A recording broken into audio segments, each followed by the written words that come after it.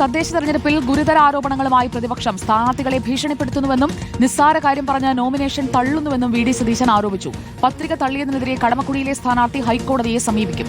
അതേസമയം ആശാപ്രവർത്തകർക്ക് പ്രത്യേക അലവൻസ് അടക്കമുള്ള പ്രഖ്യാപനങ്ങളുമായി UDF പ്രകടന പത്രിക പുറത്തിറക്കി.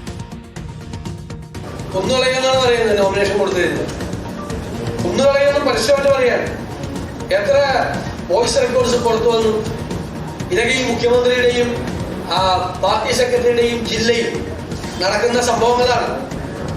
ആളുകളെ പാർട്ടിക്കാരെ റിബൽ കൊടുത്തപ്പോ നിന്നെ തട്ടിക്കളയെന്ന് പാർട്ടി ഏരിയ സെക്രട്ടറി ഭീഷണിപ്പെടുത്തുകയാണ്. ആ രീതിയിലാണ്. അപ്പൊ BJP വരുന്നപ്പോൾ എന്ത് വ്യത്യാസമുള്ളത്? ഉദ്യോഗസ്ഥന്മാരെ ഉപയോഗിച്ച് നിസ്സാരകാരം പറഞ്ഞ് നോമിനേഷൻ തള്ളിക്കുകയാണ്. ഇവിടുത്തെ കടമക്കുടി ജില്ലാ പഞ്ചായത്ത് ഡിവിഷൻ തെറ്റുപറ്റിയപ്പോൾ കറക്റ്റ് ചെയ്ത് 3 മണിക്ക് മുമ്പ് അകത്ത് കയറാൻ നോക്കിയപ്പോ പോലീസും ആളുകളും ചേർന്ന് ആ സ്ഥാനാർത്ഥിയെ അകത്ത് കയറ്റിയില്ല. ഞങ്ങളിതിനെ രാഷ്ട്രീയമായും നിയമപരമായും നേരിടും. ആശാവർക്കർമാർക്ക് ലോക്കൽ ബോഡികളിൽ നിന്ന് തന്നെ 2000 രൂപയുടെ അലവൻസ് പ്രത്യേകമായി വർദ്ധിപ്പിച്ച് കൊടുക്കും. യുവശക്തി നാടിൻ സമ്പത്ത് എന്നുള്ളതാണ് യുവാക്കൾക്ക് വേണ്ടിയിട്ടുള്ള പ്രത്യേകമായിട്ടുള്ള ഘടക പദ്ധതി. വയോജന ക്ഷേമത്തിന് വേണ്ടിയിട്ടുള്ള പ്രത്യേക പരിപാടികൾ ആവിഷ്കരിക്കും. പത്രിക പിൻവലിക്കാനുള്ള സമയം ഇന്ന് 3 മണിക്ക് അവസാനിക്കും. ലേബി സജീന്ദ്രൻ നമുക്കൊപ്പം ചേരുകയാണ്. ലേബി സജീന്ദ്രൻ, തദ്ദേശ തെരഞ്ഞെടുപ്പിൽ ഇപ്പോൾ പ്രതിപക്ഷ നേതാവ് തന്നെ സ്ഥാനാർത്ഥികളെ ഭീഷണിപ്പെടുത്തുന്നു അടക്കമുള്ള ഗുരുതരമായ ആരോപണങ്ങളാണ് ഉന്നയിക്കുന്നത്. കടമക്കുടിയിലെ സ്ഥാനാർത്ഥി കോടതി കയറാൻ പോവുകയാണോ? എന്തൊക്കെയാണ് പ്രകടന പത്രികയുടെ ഉള്ളടക്കം?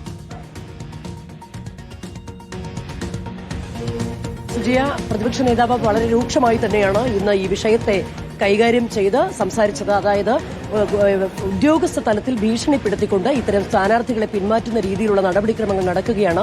അതിന്റെ തെളിവാണ് ആലങ്ങാട്ട് നടന്നിരിക്കുന്നത്. ആലങ്ങാട്ട് ഖാദി ബോർഡിലെ താൽക്കാലിക ജീവനക്കാരെ മാറ്റി നിർത്തിയിരിക്കുന്നു. എന്നാൽ മുഖ്യമന്ത്രിയുടെ സ്വന്തം ജില്ലയിൽ ഇത് ആവർത്തിച്ചുകൊണ്ടിരിക്കുന്നു. അവിടെ പ്രശ്നമില്ല. അതുമാത്രമല്ല, കടമക്കുടിയിൽ തിരുത്തിയ പത്രികയുമായി ചെന്ന സ്ഥാനാർത്ഥിയെ 3 മണിക്ക് ശേഷം ഉള്ളിൽ പ്രവേശിക്കാൻ അനുവദിച്ചില്ല തുടങ്ങിയ ആരോപണങ്ങളൊക്കെ പറയുന്നുണ്ട്. അതായത് ഉദ്യോഗസ്ഥരെ ഇത്തരത്തിൽ നിയന്ത്രിച്ചുകൊണ്ടിരിക്കുകയാണ് മുകളിൽ നിന്ന് എന്ന ഗുരുതരമായ ആരോപണമാണ് പ്രതിപക്ഷ നേതൃത്വം നടത്തിയത്.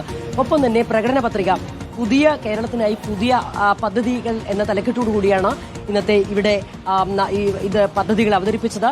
2000 രൂപ അധികമായി അലവൻസ് ആശാവർക്കർമാർക്ക് നൽകുന്നത് അടക്കമുള്ള ക്ഷേമ പദ്ധതികളാണ് പ്രഖ്യാപിച്ചിരിക്കുന്നത്. വിധവകൾക്ക്, വയോജനങ്ങൾക്കും ഒക്കെ പ്രത്യേകം പദ്ധതികൾ പ്രഖ്യാപിച്ചിട്ടുണ്ട്. ദാരിദ്ര്യ നിർമ്മാർജ്ജനത്തിന് പ്രത്യേകം പദ്ധതി, ഒപ്പം തന്നെ തെരുവുനായ നിർമ്മാർജ്ജനത്തിന് പദ്ധതി, വെള്ളക്കെട്ട്, വെള്ളപ്പൊക്കം എന്നിവ ഒഴിവാക്കാൻ പ്രത്യേക പദ്ധതികൾ, ഒപ്പം തന്നെ വന്യജീവികളിൽ നിന്ന് രക്ഷ നേടാൻ പദ്ധതി, അമീബിക് മസ്തിഷ്ക ജ്വരം അടക്കമുള്ള പകർച്ചവ്യാധികളിൽ നിന്ന് രക്ഷപ്പെടാനുള്ള പ്രത്യേക പൊതുജനാരോഗ്യ പദ്ധതികൾ, ഒപ്പം തന്നെ ജനപ്രിയ പ്രഖ്യാപനങ്ങളാണ് UDFന്റെ പ്രകടന പത്രികയിലുള്ളത്. ലേബി സജീന്ദ്രനാണ് വിവരങ്ങൾ നൽകിയത്.